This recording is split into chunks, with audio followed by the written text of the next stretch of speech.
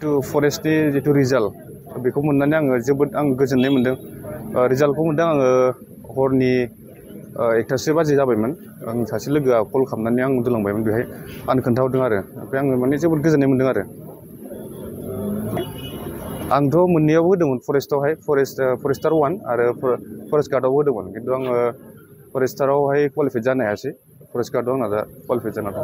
जितु मोनसे बानसावबाय थादों ससियेल मिडियायाव गोबां रां लानानै साख्रि दोना थिसनलाय बिलाइखौ दोना बुंदों बेनि सायाव नोंथाङा मा बुंनो नोंथांनिफ्रायबो लादों नामा?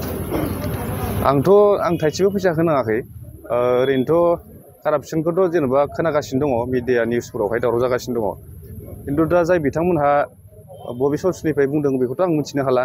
कारापसनखौ जादों होननानै जितु दावराव जागासिनो दङ खिन्थु सोर माबायदि लाइनाव लानानै खोथा बुंदों बेखौथ' आं मिथिला माबायदि कारापसन जादों खिन्थु आङोहाय थाइसेबो फैसा होनाङालासिनो आं माने क्लिनहाय जितु आं एपइन्टमेन्टखौ दिनैहाय मोननो हादों आरो। गोसोआव माबायदि मोनदों नोंथाङा दा?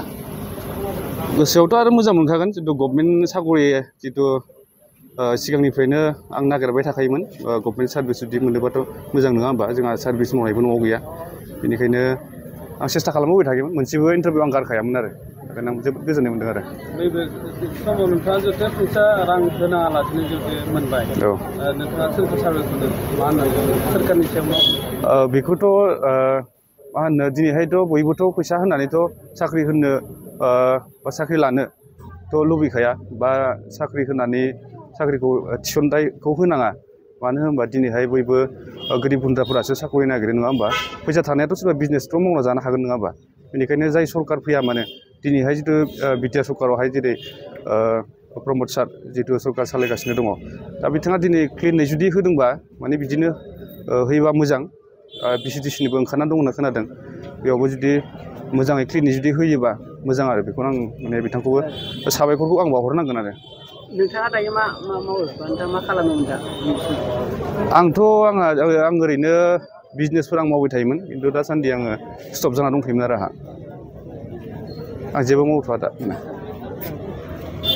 নমস্কাৰ আজি আমাৰ চিফ ছাৰে নিযুক্তি পত্ৰ প্ৰদান কৰাত মোৰ ফৰেষ্টাৰ 1ত মোৰ নিযুক্তি প্ৰদান পাইছোঁ আৰু গোটেই ব্যৱস্থাটো মই প্ৰথমতে চিফ ছাৰলৈ ধন্যবাদ জ্ঞাপন কৰিছোঁ। মানে তেওঁ গোটেই ব্যৱস্থাটো গোটেই প্ৰচেছখিনি বহুত স্বচ্ছ আৰু নিকা মানে পদ্ধতিৰে কৰিছে।